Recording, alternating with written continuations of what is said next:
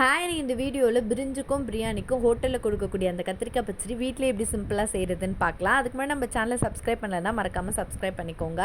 இப்போ அடுப்பை ஆன் பண்ணி மீடியம் ஃப்ளேமில் வச்சுட்டு ஒரு கடாயில் 3 டேபிள் ஸ்பூனுக்கு வேர்க்கடலை, 1 டேபிள் ஸ்பூனுக்கு எள்ளு, 1/4 டேபிள் ஸ்பூனுக்கும் குறைவாக வெந்தயம் சேர்த்து நல்லா ரோஸ்ட் பண்ணி இதை தனியாக எடுத்து வச்சுக்கலாம். இப்போ அதே கடாயில் கொஞ்சமாக எண்ணெய் சேர்த்து ஒரு 4-5 கத்திரிக்காவை முழுசாக அப்படி 4ஆக மட்டும் கட் பண்ணி வச்சுருக்கேன். எல்லா கத்திரிக்காயும் இந்த எண்ணெயில் சேர்த்து நல்லா வதக்கி இந்த கத்திரிக்காவையும் தனியாக எடுத்து வச்சுருக்கலாம்.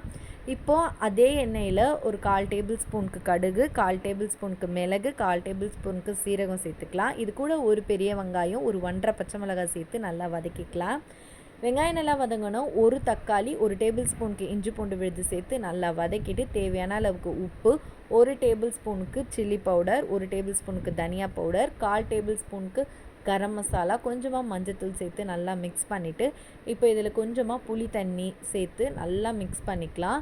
இப்போ நம்ம ஆல்ரெடி எடுத்து வச்ச அந்த கத்திரிக்காவை இந்த புளி தண்ணியோடு சேர்த்து நல்லா கலரி இதை மூடி அந்த கத்திரிக்காய் வேகிற அளவுக்கு அமைதியாக விட்டுடலாம்.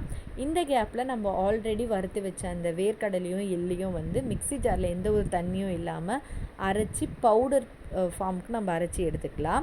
இந்த சைட் கத்திரிக்காய் வெந்ததும் இந்த அரைச்சி வச்ச இந்த பவுடர் அந்த கத்திரிக்காயில் சேர்த்து நல்லா கலக்கி மிக்ஸ் பண்ணி ஒரு 5 மினிட்ஸ் கழித்து எடுத்தோம்னா சூப்பரான பிரியாணி கத்திரிக்காய் ரெடி ஆகிடும். மறக்காமல் ட்ரை பண்ணி பாருங்கள். கண்டிப்பாக இந்த ரெசிபி பிடிச்சிருந்தா மறக்காமல் ஒரு லைக் பண்ணுங்கள். உங்களில் எத்தனை பேருக்கு பிரியாணிக்கும் பிரிஞ்சுக்கும் வெங்காய பச்சடியை விட கத்திரிக்காய் பச்சடி தான் ரொம்ப பிடிக்கும்னு மறக்காமல் கீழே கமெண்ட் பண்ணுங்கள். தேங்க்யூ.